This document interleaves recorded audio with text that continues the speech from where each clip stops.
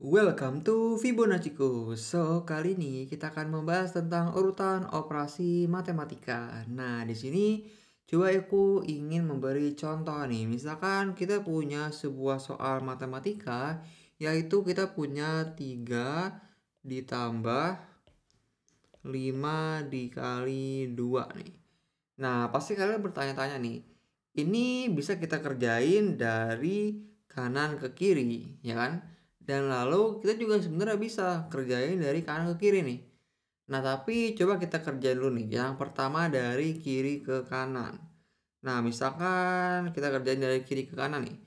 Maka di sini kita punya 3 ditambah 5. 3 ditambah 5 adalah 8, lalu dikali dengan 2. Dan 8 dikali 2 ini hasilnya sama dengan 16, ya kan?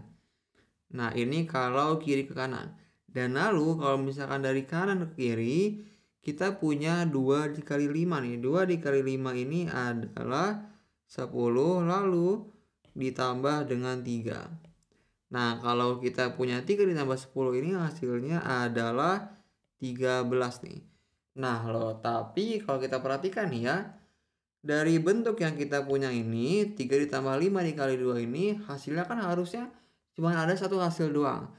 Tapi di sini kita punya dua hasil nih. Ada 16 dan 13. Dan 16 dan 13 ini kan tidak sama ya kan? Nah, bagaimana nih caranya? Kita harus menentukan yang mana yang benar. Yang benar ini adalah 16 atau 13. Nah, disinilah pentingnya dari urutan operasi matematika nih. Nah, di matematika ini ada urutan operasi. Jadi kita tahu nanti kita harus mengerjakan yang mana dulu nih. Dari 3 ditambah 5 dikali 2. Nah, urutan operasi ini ada tingkatannya. Di sini aku pengen nulis dulu nih. Di sini urutan operasi. Urutan operasi dari si matematika ini. Yang paling tinggi urutannya itu adalah tanda kurung.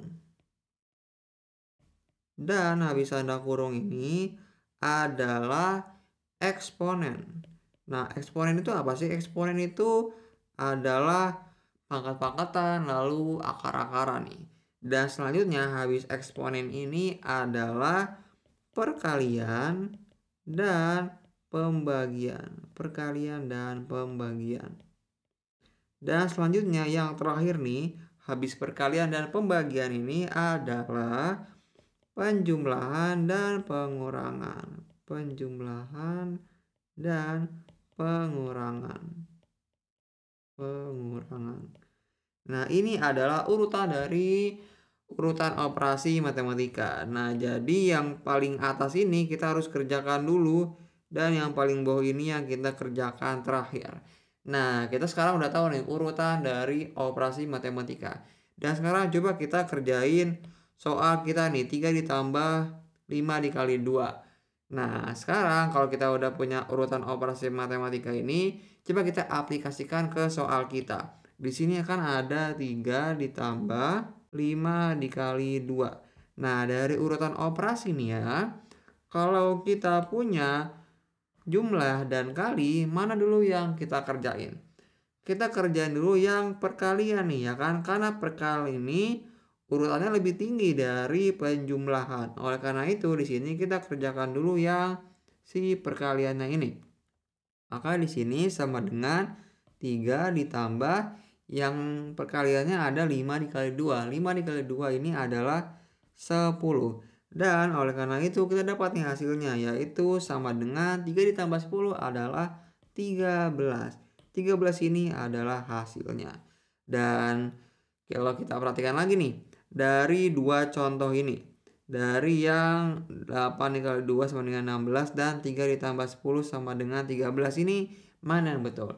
Yang betul ini adalah yang di bagian sini. Karena yang bagian kanan ini, dia kerjain yang perkaliannya dulu, baru yang penjumlahannya.